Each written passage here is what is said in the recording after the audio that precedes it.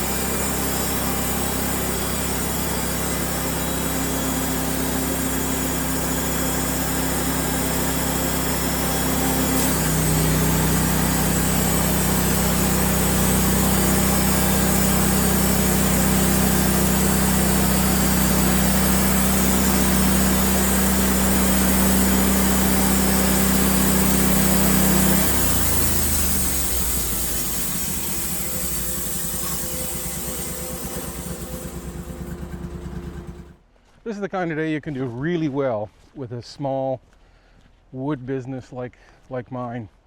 This morning I milled a couple of hundred board feet, not a big order, but a couple of hundred board feet loaded on a truck, along with 2 pallets of kindling. So that's 96 bags of kindling that we delivered to a commercial account with the lumber. Zach, my son, who's here working with me today, he filled the big trailer twice, a little over 2 cords each time, and we're delivering that to another commercial order. And I'm milling 3.5 by 7-inch pine beams for a customer that I think he's using them for post and beam accents, but I'm not sure. But I think that trailer's more than full by the looks of it. So if you've got, I just feel like I got all my oars in the water today, get everything done. It's not even, well, it's 20 after 4 in the afternoon. I'll deliver this load now, and then we'll call it a day. But that's a very successful day in the wood yard for sure.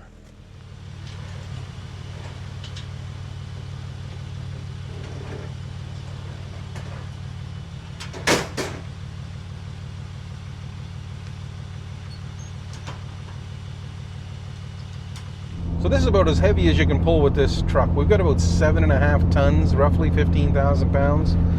Trailer, wood, cargo, the whole thing. So, and right now I'm cruising on the level, about to be going uphill, and I'm doing 113 kilometers an hour, and I'll be downshifting into 5th here in a minute. I'll just press my button there to get her, force feed her down and force the shift, so won't be any issues. But anyway, a day like today is just, I get so excited. My son actually volunteered yesterday to come give me a hand. He's got a few days to do some mechanical work. He worked at my shop for me for quite some time. He's a Red Seal Master Certified Tech, same as I am. And he took quite a passion, the same as I did. He didn't really have much of a choice. Genetically speaking, he's had to be a Volkswagen mechanic, I think. But he no longer works at the shop that I used to own. As a matter of fact, he's trying to get involved with opening his own gig, which I think there's definitely a room for that business. He wants to work on the old vans. There's a definite market for that. I made a living for almost 40 years working on Volkswagen vans, if you can believe that. And that was probably a third of my business for a long time. So, and I had a team of 7 people, including my son, that we'd all be working on them or finding parts for them. So he knows the vans really well. He knows where to get the parts for them. He knows how to fix them and so they stay fixed. And he knows the panic that's in somebody's heart and mind when they get a ferry reservation and their van's not feeling like it should be going across the ocean or going across the water to get to Newfoundland, let's say, on their excursion. So Zach knows how to work his magic with those vans. So, and I can always be around to help him. So you might see a little more of him around my shop.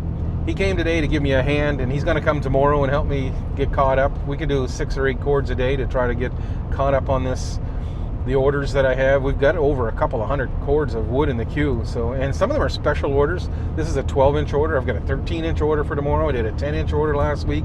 I got a couple of other 10-inch orders to do. So that takes a long time. Got to charge accordingly. I had a comment the other day on a video that I need to address, and the guy told me that I touched those rounds too many times to be profitable. And that's about the most uneducated comment I think I could possibly get. Maybe he's looking, and I don't mean to insult you in an uneducated, ignorant kind of way, ignorant comment, but you don't know all the facts. You can say that, and if you thought that I charged the same for the wood that I touch the rounds as the wood that goes through my firewood processor, then I would agree with you. You're right. You can't make, you're going to lose your shirt. But instead of, every time you handle the wood doesn't cost you money. Every time you handle that wood, it has to make you money. You have to charge more for that wood. You have to put that cost, that labor cost, into the product, into the finished product. So if we have to handle that wood a lot, then we're going to turn that into bundles, something that there's high dollar value, or if somebody's got a custom order, somebody wants smaller wood or bigger wood or whatever the case may be, and it takes a little bit more time to produce, then we're going to make the money on that extra time to produce. The cost has got to be absorbed by the end user. Anyway, I'm just about to my delivery destination. Thanks a million for watching this. This is how, when you have all oars in the water, you can make a good profitable day in a home-based business like this. So that's it for now. That's all she wrote. Over and out, everybody.